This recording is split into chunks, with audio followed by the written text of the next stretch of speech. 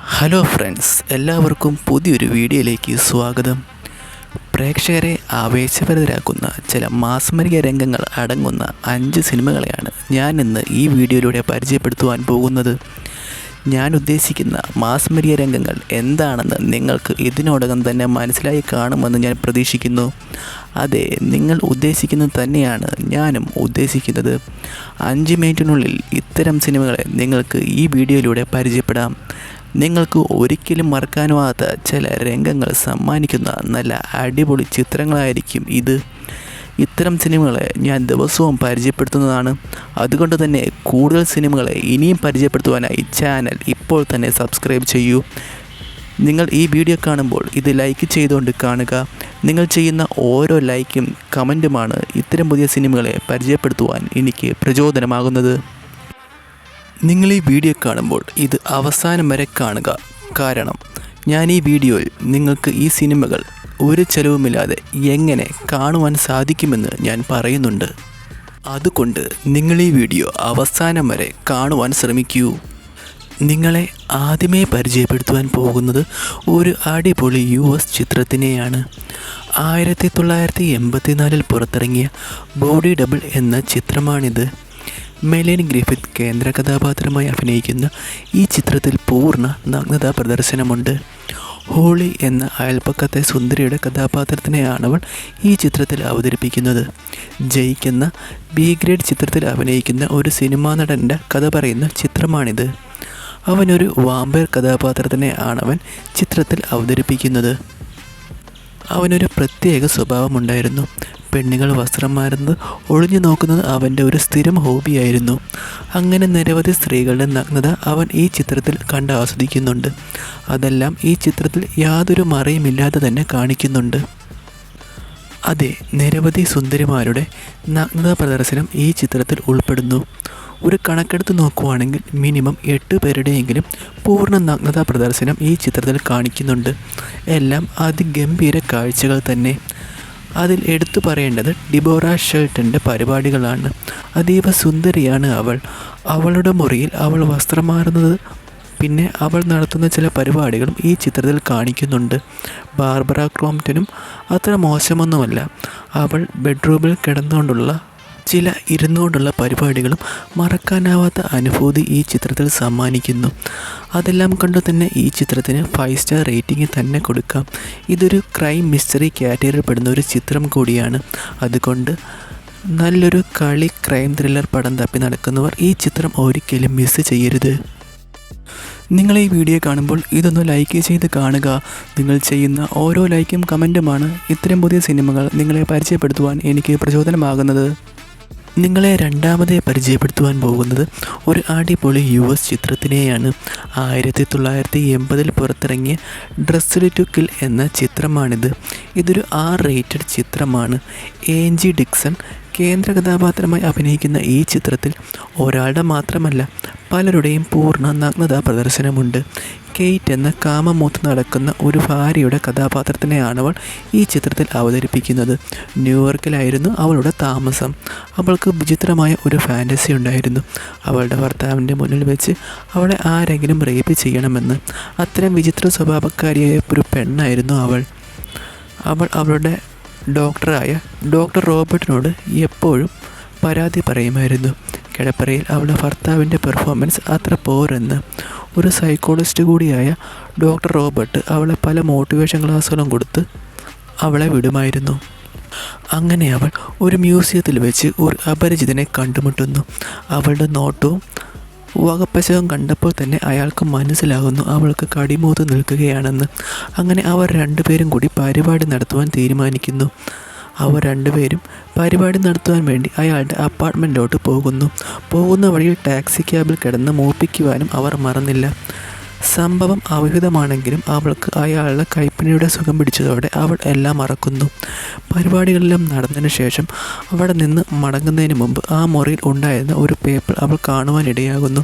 അത് വായിച്ചു നോക്കിയപ്പോൾ അവൾക്ക് മനസ്സിലാകുന്നു ആ അപരിചിതന് സെക്ഷുവലി ട്രാൻസ്മിറ്റഡ് ഡിസീസ് ഉണ്ടെന്ന്. അതായത് ലൈംഗികപരമായ ബന്ധത്തിലൂടെ മറ്റൊരാൾക്ക് പിടിപെടുന്ന രോഗത്തിന് അയാൾ അടിമയാണെന്ന് അവൾ മനസ്സിലാക്കുന്നു. പേടിച്ചിരുണ്ട അവൾ കേറ്റ് അവിടെ നിന്നും വിരൽ പിടിച്ച് എലിവേറ്ററിൻ്റെ അടുക്കലോട്ട് ഓടുന്നു. അപ്പോഴാണ് അവൾ മനസ്സിലാക്കുന്നത് അവളുടെ വെഡ്ഡിംഗ് റിംഗ് അവളുടെ മുറിയിൽ വെച്ച് മറന്നുപോയ കാര്യം. ആ സമയം എലിവേറ്റർ തുറന്ന് പുറത്ത് ഒരു വെള്ളമുടിക്കാരി ഇറങ്ങി വരുന്നു. അവൾ അവളെ കൊല്ലുന്നു. ഇതെല്ലാം കണ്ടുകൊണ്ട് ലിസ് എന്ന ഒരു കാൾ ഗേൾ അവിടെ നിൽപ്പുണ്ടായിരുന്നു. അവൾ പേടിച്ച് നിലവിച്ച് അവിടെ നിന്നും ഓടി രക്ഷപ്പെടുന്നു. ഈ ചിത്രത്തിൽ എല്ലാവരുടെയും തന്നെ പൂർണ്ണ നഗ്നതാ പ്രദർശനവും കളിയുമുണ്ട്. ലിസിൻ്റെ ബാർട്ടബിൾ കിടന്നുള്ള കുളിയും കേറ്റിൻ്റെ ഷവറിൽ കിടന്നുള്ള കുളിയും ഇതിൽ ഉൾപ്പെടുന്നു. ഇതൊരു ക്രൈം മിസ്റ്ററി കാറ്റഗറിയിൽ പെടുന്ന ഒരു ചിത്രമാണ്. അതുകൊണ്ട് തന്നെ നല്ലൊരു ക്രൈം കളി ത്രില്ലർ കാണുവാൻ താല്പര്യമുള്ളവർ ഒരിക്കലും ഈ ചിത്രം മിസ് ചെയ്യരുത്. ഇത്തരം കിടുപ്പടങ്ങളെപ്പറ്റി കൂടുതൽ ദൃശ്യാത്മകമായ വർണ്ണനകളും ഏതൊക്കെ സീനുകളാണ് മിസ് ചെയ്യാതെ കാണേണ്ടതെന്നും കൂടുതൽ വിശദീകരിച്ച് ഞങ്ങളുടെ രണ്ടാമത്തെ ചാനലിൽ അപ്ലോഡ് ചെയ്തിട്ടുണ്ട്. കൂടുതൽ സിനിമകളെ പരിചയപ്പെടുവാനും നടിമാർ എന്തൊക്കെ മാസ്മരിക പ്രകടനങ്ങളാണ് ചിത്രത്തിൽ കാഴ്ചവെച്ചതെന്നും നന്നായി വിശദീകരിച്ച് അറിയാൻ വേണ്ടി ഞങ്ങളുടെ ആ ചാനൽ കൂടി സബ്സ്ക്രൈബ് ചെയ്യൂ. ലിങ്ക് താഴെ ഡിസ്ക്രിപ്ഷനിലും കമൻറ്റ് ബോക്സിലും കൊടുത്തിട്ടുണ്ട്. പ്രേക്ഷകർ ഒരിക്കലും വിസ്മരിക്കാത്ത ദൃശ്യവിരുന്ന് ആ ചാനലിലൂടെ ലഭിക്കുമെന്ന് തീർച്ച. അതുകൊണ്ട് മറക്കാതെ ആ ചാനൽ കൂടെ സബ്സ്ക്രൈബ് ചെയ്യൂ. നിങ്ങളെ മൂന്നാമതായി പരിചയപ്പെടുത്തുവാൻ പോകുന്നത് ഒരു അടിപൊളി ഇറ്റാലിയൻ ചിത്രത്തിനെയാണ്. 1993 പുറത്തിറങ്ങിയ ദ വാഷിംഗ് മെഷീൻ എന്ന ചിത്രമാണിത്. ഇലാരിയ ബൊറിലി കേന്ദ്ര കഥാപാത്രമായി അഭിനയിക്കുന്ന ഈ ചിത്രത്തിൽ പൂർണ്ണ നഗ്നതാ പ്രദർശനമുണ്ട്. ഒരു വാഷിംഗ് മെഷീൻ ഒരാൾ കൊല്ലപ്പെട്ട് കിടക്കുന്നു.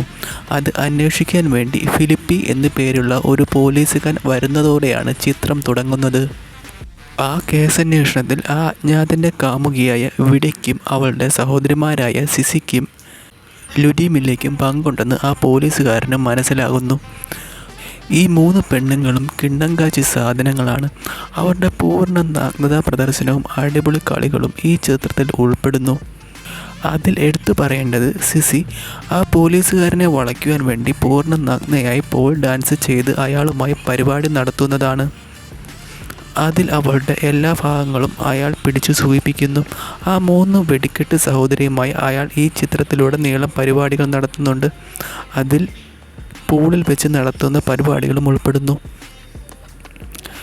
അത്തരം നിരവധി കാഴ്ചകളാണ് ഈ ചിത്രത്തിലുള്ളത്. അതുകൊണ്ട് തന്നെ ഇത് കാണുന്ന പ്രേക്ഷകർ ഈ ചിത്രം ഒരിക്കലും മിസ് ചെയ്യരുത്. നിങ്ങൾ ഈ വീഡിയോ കാണുമ്പോൾ ഇതൊന്ന് ലൈക്ക് ചെയ്ത് കാണുക. നിങ്ങൾ ചെയ്യുന്ന ഓരോ ലൈക്കും കമൻറ്റുമാണ് ഇത്തരം പുതിയ സിനിമകൾ നിങ്ങളെ പരിചയപ്പെടുത്തുവാൻ എനിക്ക് പ്രചോദനമാകുന്നത്. ഞാൻ നാലാമതായി പരിചയപ്പെടുത്തുവാൻ പോകുന്ന ഈ ചിത്രം ലോലഹൃദയം ഉള്ളവർ ഒരിക്കലും കാണരുത്. കണ്ട നിങ്ങളുടെ ഉറക്കം വരെ കെടുത്തുന്ന ഒരു ചിത്രമാണിത്. ഈ ചിത്രത്തിൽ നിരവധി കാളികളുണ്ട്. അതുകൊണ്ട് മാത്രമാണ് ഈ ചിത്രത്തെ ഞാൻ നിങ്ങളെ പരിചയപ്പെടുത്തുന്നത്. 1991 പുറത്തിറങ്ങിയ ജർമ്മൻ ചിത്രമായ നെക്രോമന്ത്രിക് 2 എന്ന ചിത്രമാണിത്. ഇതിൻ്റെ ആദ്യത്തെ ഭാഗം 1988 പുറത്തിറങ്ങിയിരുന്നു. ശവത്തിനെ പോലും വെറുതെ വിടാതെ പരിപാടി നടത്തുന്ന ചിലരുടെ കഥ പറയുന്ന ഒരു ചിത്രമാണിത്. ഇതിൻ്റെ ആദ്യ ഭാഗത്തിൽ ഒരു ഭാര്യയും ഭർത്താവുമാണ് ശവവുമായി പരിപാടി നടത്തുന്നതെങ്കിൽ ഇതിൻ്റെ രണ്ടാമത്തെ ഭാഗത്തിൽ ഒരു നേഴ്സാണ്. എല്ലാവരുടെയും പൂർണ്ണ നഗ്നത തന്നെ ഈ ചിത്രത്തിൽ കാണിക്കുന്നുണ്ട്. കൂടുതലൊന്നും ഞാൻ ഈ ചിത്രത്തെപ്പറ്റി വിശദീകരിച്ച് പറയുന്നില്ല. ഇതൊരു ഹൊറർ കാറ്റഗറിയിൽ പെടുന്ന ഒരു സിനിമയാണ്. അതുകൊണ്ട് തന്നെ ഇത്തരം സിനിമകൾ കാണുവാൻ താല്പര്യമുള്ളവർ മാത്രം ഈ ചിത്രം കാണാവൂ എന്ന് ഞാൻ പ്രത്യേകം ഓർമ്മിപ്പിക്കുന്നു.